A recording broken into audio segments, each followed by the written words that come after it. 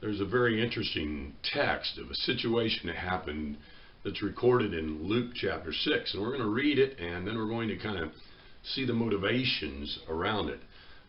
We often see the Jews, especially the scribes and the Pharisees, as very legalistic people who had a bunch of do's and don'ts. And they were time framed into the calendar of the year quite consistently, shall we say. And this is where it fits into place. And Jesus knows what these people are. He was raised Jewish. He is Jewish. And nothing really changes until the resurrection. And then we see the whole thing completely pivoted. But we're going to read this passage in Luke 6 and see what it's saying to us as Christians living in North America. Luke chapter 6, verse 6. And it came about on another Sabbath that he entered the synagogue and was teaching. And there was a man there whose right hand was withered. And the scribes and the Pharisees were watching him closely to see if he healed on the Sabbath, in order that they might find a reason to accuse him. But he knew what they were thinking, and he said to the man with the withered hand, "Rise and come forward." And he rose and came forward. And Jesus said to them, the Pharisees and the scribes, "I ask you, is it lawful on the Sabbath to do good or to do harm, to save a life or to destroy it?" And after looking around at them all, he said to the man with the withered hand, "Stretch out your hand." And he did so, and his hand was restored. But they themselves were filled with rage and discussed together what they might do to Jesus. Clearly, the Sabbath was a big institution in Jewish tradition at the time of Christ. And there was a long list of do's and don'ts. And from everything from what you could eat, to what you could say, to where you could travel to, all of these things were encompassed in Sabbath laws, which were meant to basically kind of pin you down and, quote, rest, whatever that is, and whatever that really meant to them. So Jesus is teaching on the Sabbath, which you would think, okay, maybe that's not really what should be happening in the Jewish Sabbath. But apparently they didn't say too much about that.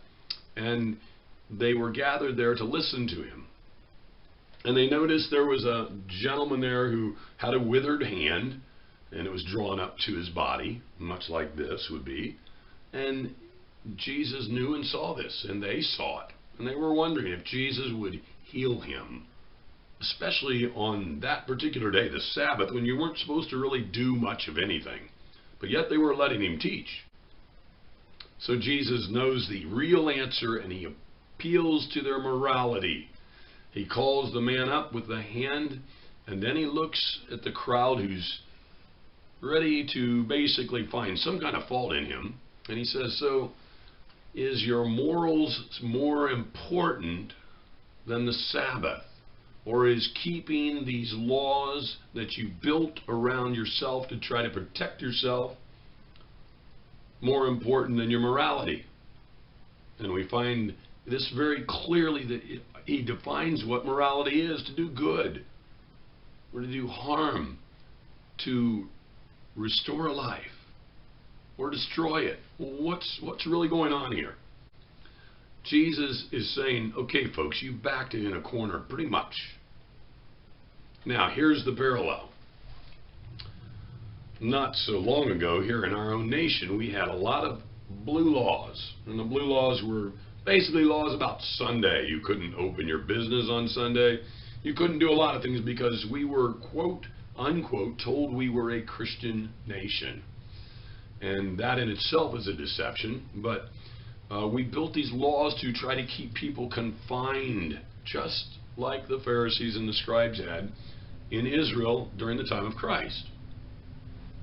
Well, the Sabbath is an important time in our lives, but it's meant for us to find our rest in God. And that's really a daily process when we trust in who He is and what He's doing in our life for our own good.